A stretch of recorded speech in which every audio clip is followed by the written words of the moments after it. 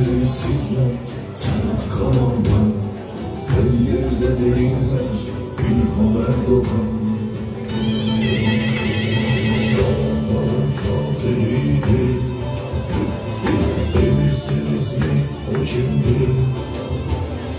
Cenab İlham Aliyev'di. O Karabağ fatihiydi. Karabağ'ın fatihiydi. Bilirsiniz mi o kimdi? Eydaroğlu Aliyev'di. O Karabağ fatihiydi.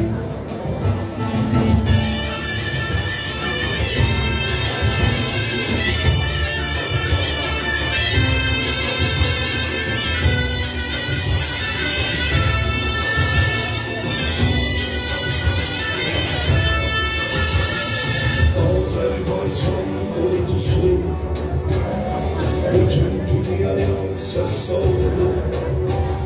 Şehitlerin, gazilerin hesabına torpaqları düşmanlardan aldı.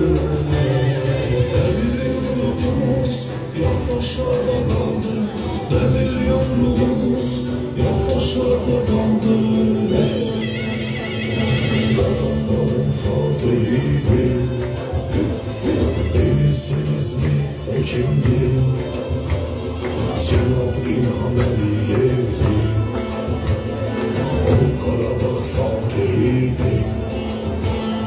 Karabağ'ın fatihiydi. Bilirsiniz mi o kimdi? Eydaroğlu Aliyev'di. O Karabağ fatihiydi.